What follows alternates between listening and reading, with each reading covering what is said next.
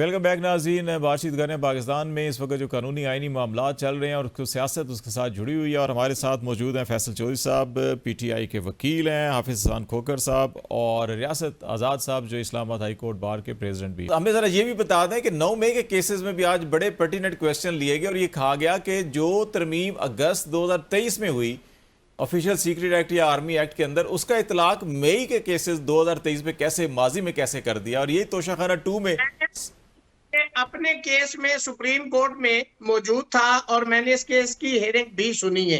ये बिल्कुल आपने दुरुस्त फरमाया है।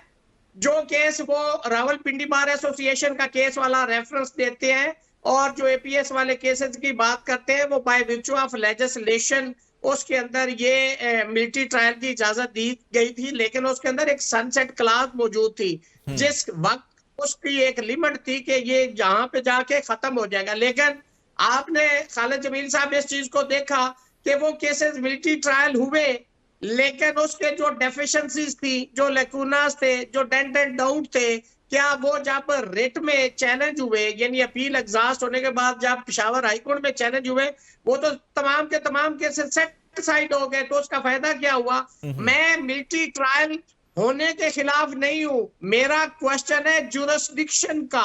जो मिलिट्री ट्रायल के अंदर आते हैं उनके ट्रायल हूं, और जिन्होंने मिलिट्री के ऊपर अटैक किए हैं अगर वो मुलजम है तो उनको सजाएं हूं। लेकिन मैं ये समझता हूं कि आप क्यों मिलिट्री ट्रायल में ले जाके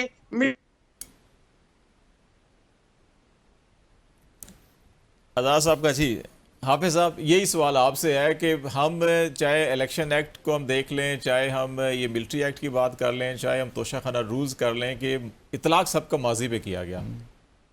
नहीं खालिद भाई इसके अंदर बड़ा क्लियर है।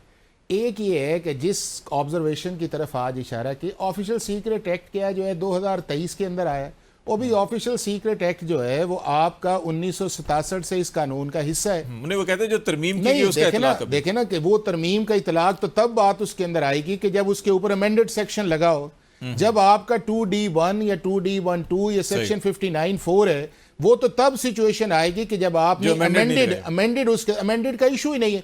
और दूसरा इस चीज के अंदर है कि बार बार सनसेट, अगर सनसेट क्लॉज कॉन्स्टिट्यूशन के अंदर आई थी तो अदालत सिंपल ये कह देती ना अक्टूबर के अंदर कि जी जब सनसेट क्लॉज खत्म हो गई है तो मिलिट्री कोर्ट्स की एग्जिस्टेंस ही नहीं हो सकती अगेंस्ट सिविलियन जो है। क्यों जरूरत पेश आ गई कि 1967 के लॉज जो हैं उनको आपने कहा कि अल्ट्रा वायरस है, हालांकि वो इंट्रा वायरस ही। और तीसरी खालिद साहब इसके अंदर बड़ी इंपॉर्टेंट चीज है वो ये है कि अगर पाकिस्तान की सुप्रीम कोर्ट 52 साल से एक स्टैंडिंग कर रही है, 1875 लोगों को ट्रायल किया है, 180 PTI के अंदर है, और जिसकी तरफ इन्होंने इशारा किया जिस जजमेंट के अंदर है, उस जजमेंट को पाकिस्तान तहरीक इंसाफ सुप्रीम कोर्ट के अंदर लेके आई कि जी पेशावर हाई कोर्ट ने वो फैसला किया। और पेशावर हाई कोर्ट का वो फैसला जो था वो एक एक्सट्रीम फैसला था कि अगर आप ये बताएं कि अगर 21वीं आईनी तरमीम आए और टेररिस्ट को मिलिट्री कोर्ट्स ट्रायल करें, आप फिर भी नहीं उन्हें छोड़ते, और अगर उनके अलावा लोगों को करें जो 1967, आप फिर भी उनको नहीं मानते, तो फिर चाहते क्या है आप? या तो यह है कि लॉ खत्म कर दें, इस मुल्क के अंदर कोई कानून नहीं होना चाहिए, कोई स्पेशल लॉ नहीं होना चाहिए।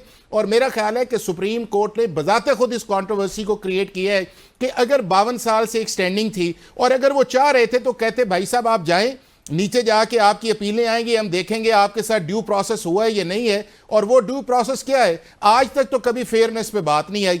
अगर एक टेररिस्ट का attack due process of law के ऊपर ठीक नहीं है तो क्या उसको उसी करेंगे? तो मैं ये समझता हूं कि हमें थोड़ा सा जो है लॉ को, पार्लियामेंट को, सुप्रीम कोर्ट को स्पेस देनी चाहिए। और मेरी राय या आपकी राय उस हद तक है जब तक अदालत या पार्लियामेंट फैसला नहीं करती। अब फैसला कर लिया है तो मेरा ख्याल ये सारे जवाब जो हैं आपको 52 साल की जजमेंट्स में अवेलेबल हैं। फैसल साहब, वो आपका मामला एक तो आपसे भी डिस्कस करेंगे कि अडाला जेल हुआ क्या, आपको कहा क्या गया, बताया क्या गया और हुआ क्या, ये बता दें, और फिर हम 9 मई के हवाले से आ जाते हैं आप पे।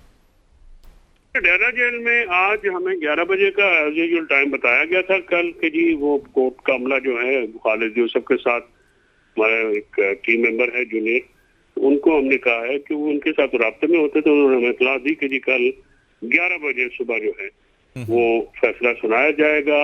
आज वहाँ पे एक ATC का भी केस था, आर्य बाजार की एक FIR है उसमें भी था, तो हमने अकॉर्डिंगली जो है वो आज सुबह मुझे मेरे एसोसिएट से बताया कि ATC पिंडी में तो तारीख हो गई है 15। तो हम वहाँ पे कोई 10:30 से पहले 10 मिनट यूजुअल जस्ट पे हम जाते हैं, तो हम वहाँ पे चले गए और जाके हम अब जब मैं वहाँ पे जेल के दरवाजे पे पहुंचा तो जज साहब की गाड़ी बाहर निकल गई थी। तो उसके बाद पीछे से जो है वो मैंने पूछा सलमान कमरा ऐसा मिले मुझे, तो मैंने कहा क्या हुआ? उन्होंने कहा जी वो तो जज साहब ने एडजर्न कर दिए सुना और चले गए। तो हमारे वकला वहाँ पे मौजूद थे, उनको अभी अंदर नहीं जाने दिया गया और इमरान खान साहब को कहा गया जी कि वो तो उसमें तरीकाकार ये होता है खालिद साहब के पहले वकील पहुंचते, वकीलों के और फैमिली और मीडिया, और इमरान खान साहब सबसे आखिर में लाए जाते हैं। तो सिक्योरिटी रीजन है या जो भी है, वो 11:30 के करीब अदालत स्टार्ट होती है। रोजाना का मतलब हमारा ये कुछ 1.5 साल से ये अरेंजमेंट है। ठीक है। तो आज जो है तो जज साहब ने कहा जी कि वो एक 2 केसेस में वैसे एक था इद्दत केस और दूसरा केस तोशा खाना जो था, उसमें एब्सेंस में सजाएं दी गई थी और जो 371 की जो स्टेटमेंट और कॉपी देनी होती है वो तो वकीलों के थ्रू भी दे देते हैं। तो बहरहाल वो इमरान खान साहब ने इस फैसले में खालिद साहब अब रह के गया, जो फैसला 3 बार रेफर हो जाए, ये तो एक पोलिटिसाइज मुकदमा है, पोलिटिसाइज फैसला है। ये आपने एक तलवार लटकाई हुई है कि ठीक है जी अगर आप मानेंगे हमारी बात तो ये फैसला आप हम बरियत का देंगे, नहीं तो कानून हो या ना हो।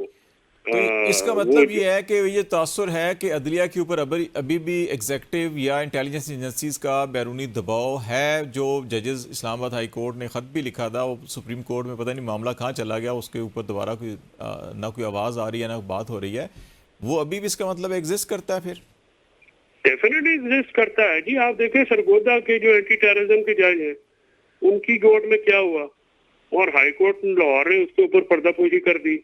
ये जो ATC पिंडी के जज थे वो क्योंकि किसी की बात नहीं मानते थे, वो वकला की भी एक्सेस होती थी, उनको भी ट्रांसफर कर दिया गया। तो एक तीनों एजेंसीज के ऊपर इन्वेस्टिगेटिंग एजेंसीज यानी पुलिस या उनके ऊपर और FIA के ऊपर या दूसरी जो एजेंसीज है उनके ऊपर भी दबाव है। प्रोसिक्यूटिंग एजेंसीज जो गवर्नमेंट का सरकारी इदारा है जो कि प्रोसिक्यूशन का हुकूमत के स्टेट के नीचे होती है, और एडजुडिकेटिंग एजेंसीज जो अदालतें हैं, तीनों के ऊपर प्रेशर है। और यही हमारा मुतालबा है कि आप ये प्रेशर हटाएं और हमें आइन और कानून के मुताबिक ट्रीट करें। फेयर ट्रायल हमारा हक है।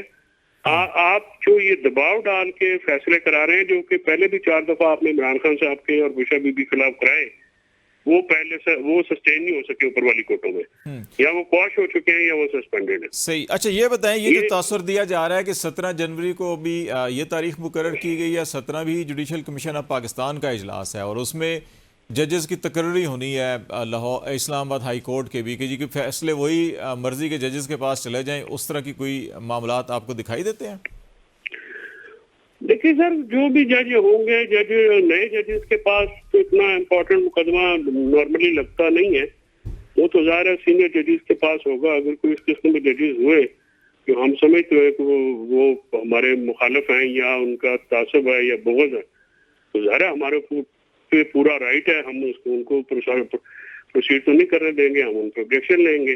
और मेरे ख्याल में कोई भी कच्चा जज अपने ऊपर प्रोसीडिंग्स में तो नहीं ये चाहेगा कि उनके खिलाफ फौरन जो है, अगर कोई इस सिलसिले में कोई जज साहब अगर ये सोच के बैठे हुए हैं कि हम उनमें करेंगे और हम उनमें ये फैसले इमरान खान के खिलाफ देके अपनी नौकरियां पक्की कर देंगे, तो वो तो भूल में हो सकेगा। बहुत शुक्रिया फैसल चौधरी साहब, बहुत शुक्रिया फैसल चौधरी साहब हमारे से बातचीत कर रहे थे। और ये बातें इस वक्त जो अदालतों में चल रहे हैं सियासी केसेस, उस पर हम बात कर रहे थे। ब्रेक लेते हैं, ब्रेक के बाद वापस आएंगे तो बातचीत का सिलसिला जारी रखेंगे।